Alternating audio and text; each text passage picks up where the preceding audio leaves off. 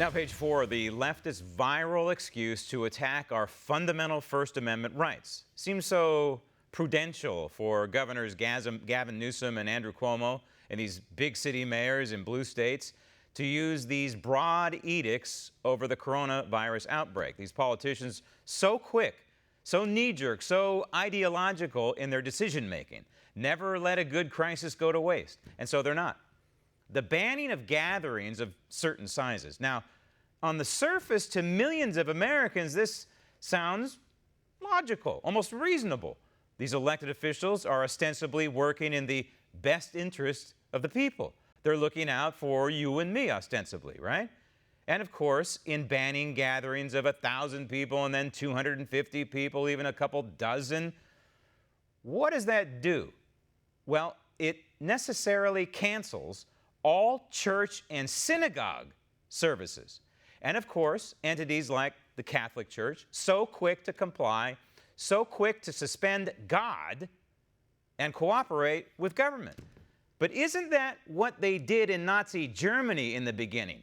Isn't that how things started in Russia when Lenin and Stalin began seizing power? Yes, this is exactly what churches and synagogues did back then. They complied. And so did the people. Where did what they were told?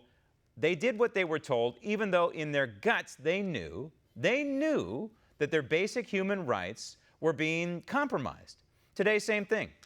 The houses of worship and residents are not questioning the actions of these states and counties and cities. Even some homeowners associations are doing this. Why? Well, it's because they're all afraid. They're scared. And they want to trust government and its leadership. The problem is the arc of trusting government throughout the history of mankind always bends toward totalitarianism. Always.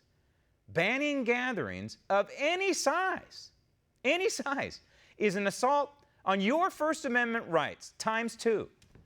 The framers enshrined our right to peaceably assemble right there in Amendment number 1. And just before it, in that same amendment, is the fundamental decree that government shall make no law prohibiting the free exercise of religion. You see, these ideological zealots are smashing 2 constitutional rights with one stone. Oh, sure, it's temporary.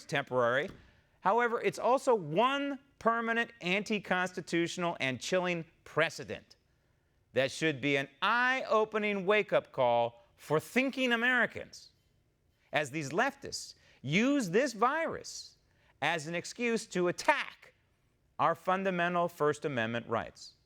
And sloppy Joe Biden, well, he's all in for government's takeover of our precious rights.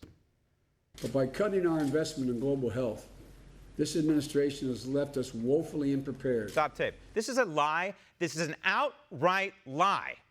And you have a guy who wants to be president of the United States. This is on a teleprompter, too. He's not ad-libbing this and flubbing it like he does with other stuff. This is written for him. He's saying flat out that the administration, the Trump administration, cut funds to global health in the CDC. That is an outright lie. The funds for global health, which, by the way, is a program that tries to help foreign countries combat viruses and illnesses like we're seeing with corona. The CDC is funded, fully funded, for global health. In fact, the funding for global health between 2017 and 2018 went up, and 2018 into 2019 went up, and now the current budget is 3 times what it was 3 years ago. So Joe Biden is fear-mongering. Joe Biden is lying to the American people, saying that the Trump administration cut funding to global health at the CDC, at the Centers for Disease Control. This is an outright lie, but it's part and parcel to this bigger problem out there, and that is government being the solution to the viral problem that we're suffering right now in the United States and globally.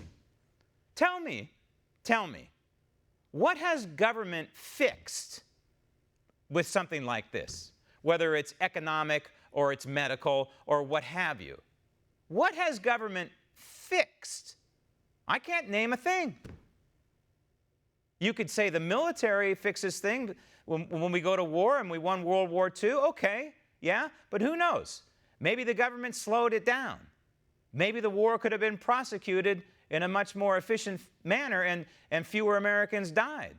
400 and something thousand Americans died in World War II. Possibly, perhaps, if the federal government had been wiser and run like a private entity, maybe fewer Americans would have died. The point is, government screws things up.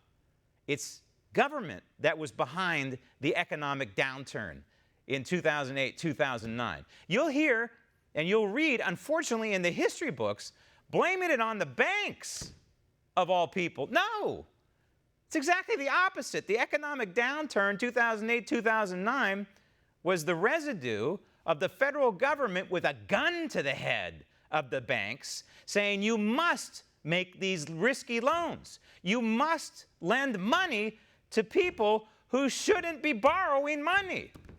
That's what triggered the economic downturn. So government created that problem. And then, of course, you have Barack Obama come along about a year or so later with the so-called economic stimulus that was going to get the economy going back again. Did absolutely nothing. All it was a huge payback to his buddies who got him elected in the unions.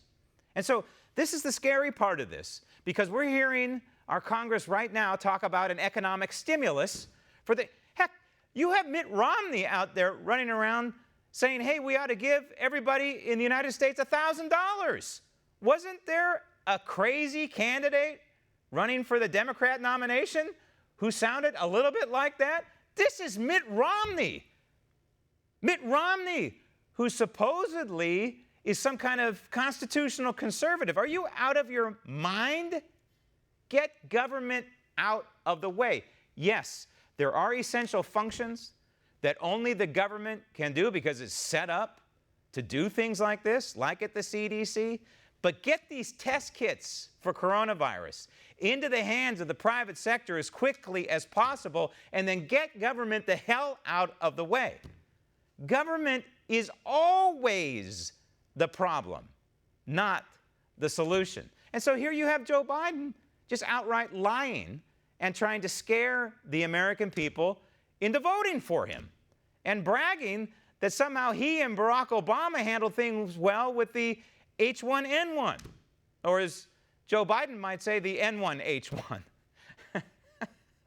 The bottom line is thousands and thousands of Americans died because of H1N1. That's not exactly a gold star on his lapel. So here's the bottom line on the banning of our constitutionally protected right to assemble. Let us decide.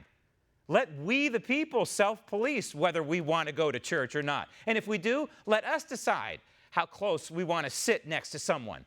Government has no authority to be issuing these edicts which attack the First Amendment and, yes, set an awful anti-constitutional precedence. Want to see more videos like this? Click on the link below and subscribe to One American News on YouTube, and call your cable provider and kindly demand that One American News is added to your lineup. Call and subscribe today.